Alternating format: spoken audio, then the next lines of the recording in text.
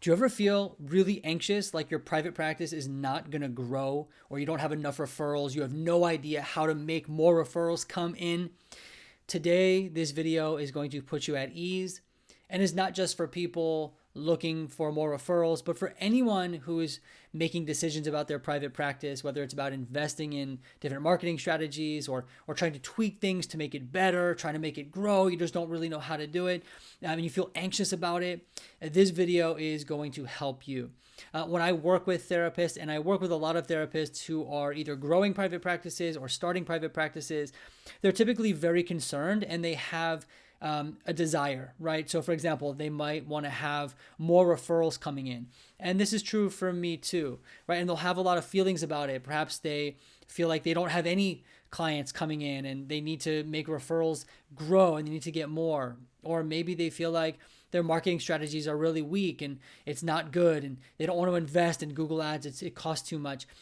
Whatever it is, there's a need and a desire for the practice, for it to grow or to start. And then there's the feelings that are associated with it. You know, if they're anxious or concerned or worried. And I want to share with you the starting point that really helps me. Before I do anything, before I freak out, before I make decisions, before I let go of something that I've been, using like a tool, I usually do this. And this doesn't, I don't do, and I understand I didn't tell you what this is. That's what the video is going to be all about. And I'm going to share that with you in just a second. But what I'm going to share with you today is a starting point, not only for decision making, but it's something you should get in the habit of doing every so often. So without actually talking about this ambiguous thing that I do, let me just show you. So you're going to see here that I have a kind of a template here. And all the numbers and data on here are just for the sake of the video. So I wanted to kind of share with you, and I titled this data because basically I've realized that what happens is when people are concerned, you usually haven't collected any data. Now, let me give you an example. I think the most common one is I want more referrals. Okay. And then I'll usually say, well, how many referrals have you gotten in the last year? People will say, I don't know. I think it's this much or this many. I think it was this many last month. And it's usually an assumption. It might not be wrong. They might be pretty good at estimating and remembering. But what we really want to do is get the actual cold, hard data. Okay. And the reason why we want to do this is because we are all susceptible to operating off of assumptions and kind of coloring the facts with our own worries and concerns. So for example, using myself, I can remember when I first started my private practice, I had a few months, especially in the beginning, it wasn't a few, it was a lot of months where I had barely any referrals. I was just getting started. And in my mind, I'm thinking, this needs to fix. I need to fix this. This is really bad. And then I eventually started to grow, and I'd have months where I'd get more referrals than I usually do. Oh my gosh, I need to slow this down. It's too many referrals. I can't handle it. And so I was oscillating between the two, right? But what I really needed to do was sit back, look at each month, and collect the data. It does take a little bit of time. You might have to go through your emails or whatever the case may be. But then this really helped put me at ease, and it will help put you at ease too. So if you haven't done this already, what I would encourage you to do is and this is just an example for referrals. Now, this can be, for any issue you might have. It's just basically what I'm talking about is collecting data, all right, and creating a simple spreadsheet or however you want to collect the data. So in this example, if it's about referrals, you want to take an inventory of how many you're actually getting. And you can use something this simple.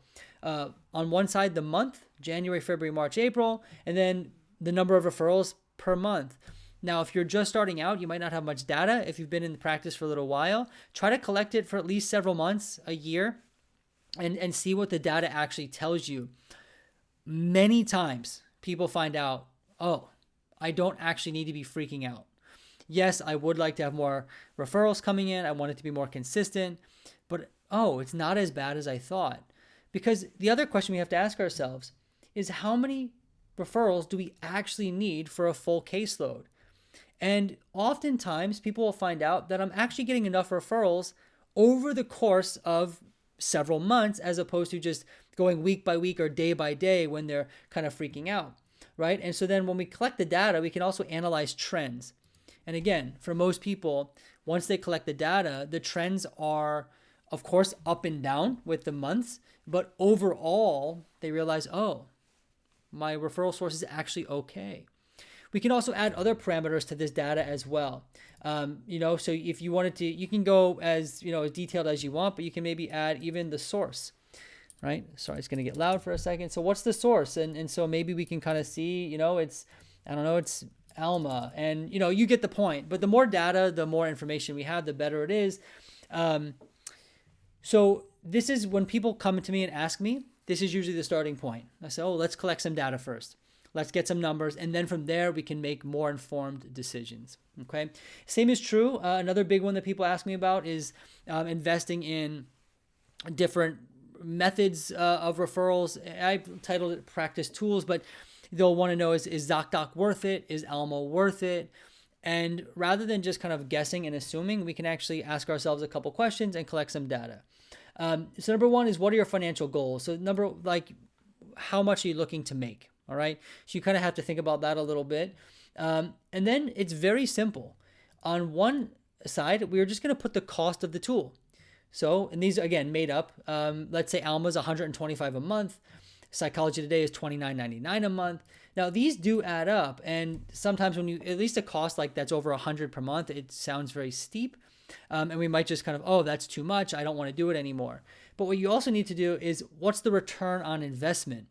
And you need to collect these numbers, not just for 1 month, but over several months to kind of see what the trends are. And a lot of times, even the tools that people feel like are costly are actually worthwhile because the return is far higher than the actual cost of the tool.